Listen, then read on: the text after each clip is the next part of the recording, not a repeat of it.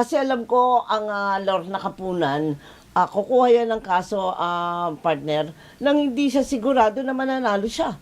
So ngayon, nakikita mo, ilang porsyento sa palagay mo na magkakaroon ng conviction? I've said it before and I'll say it again. 100%.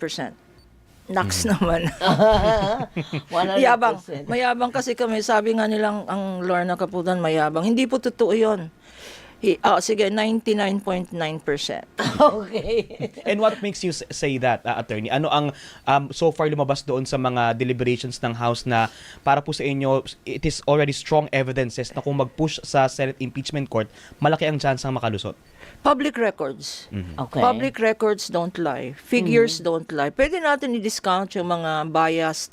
Sabihin natin, sabi nila si Madriaga, biased yan, binayaran yan, o tinakot yan, kinoerce yan. Pero figures don't lie. These are, at saka, number one, pag government records yan, ang burden to show na it's falsified or spliced, kagaya ng mga video, sabi ng isang congressman, ini-splice nyo yan Pakita natin lahat, no? There is a presumption of regularity. Okay. So, mabigat yung presumption of regularity kasi the burden is on the defense to prove that these figures are not accurate. So, that's why based on the evidence, no? Based on the evidence, siguro hindi conservative yung estimate ko. I think it's a very realistic estimate on chances of a conviction if we follow the money trail, if we follow the figures. Pero sa ngayon po, ano yung nakikita ninyo na article of impeachment, tama ba ako, na sa palagay ninyo ay talaga makakapagdiin for conviction? Sa sinasabi nila yung confidential funds, no? Pero sa confidential funds, meron silang mga defense dyan, no? Baka magpakita sa Senate hearing ng isang Mary Grace Piatos, no?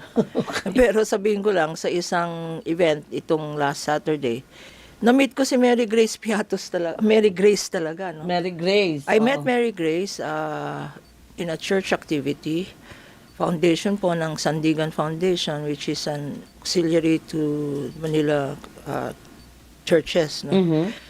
Tinanong ko siya kung alam niya na ginagamit yung Sabi niya, hindi daw siya si Mary Grace Piatos. But, you know, it is always possible to produce perjured witnesses na I am this, I am that. No? At saka kasi yung NBI experts nag-identify ng signatures, no? Correct. Pag expert ng produce mo, kagaya namin sa litigation, pag may expert yung prosecution, magdadala rin ng expert ang defense.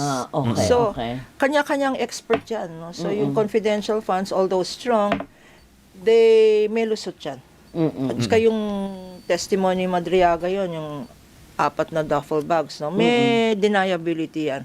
Ang walang deniability, itong AMLAC. Yung report ng AMLA. Sa bank transactions po. Sa inflow, tsaka outflow ng funds. Oo nga. Arithmetic lang yan How can they say that AMLA, through the years, 19, 20 years yan, no? Na finalsify ng AMLA. For 20 years, yung figures na pumapasok sa account, tsaka lumalabas sa account, at tsaka yung balance, mahirap yun. So, malakas yung issue ng AMLA. So, yung issue ng AMLA, public funds yan, or private funds, or unexplained wealth yan. Malakas yan. Ang sunod na malakas yung threats. Okay. Na diniscuss kahapon. Na diniscuss kahapon. At plinayback kahapon. At plinayback kahapon. Although sinabi na bago plinayback yan, ito po ay evidence na hindi galing sa House. Okay. Evidence na galing mismo sa NBI, no? At bago nila in-identify yung mga videos, sa tanong na isang congressman, na-authenticate ba ito? Anong ibig sabihin ng authentication? Authentication is a process where bini-verify yung flow of yung custody, saan galing tong video, saan tinago to, nung tinago to, meron bang access sa mga private persons na splice yan, etc.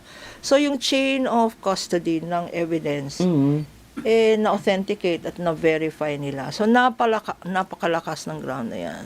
Dadagdag ko lang. Kitang-kita naman yung galit.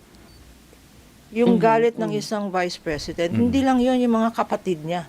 Na Okay. talagang kasi sasabihin nila conditional threat. Mga kasama po, wala pong conditional threat. A threat is a threat.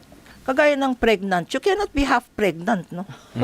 Di ba? Oo. A threat is a threat. Sabi nga ni Congresswoman Degamo, yung asawa ng na-assassin,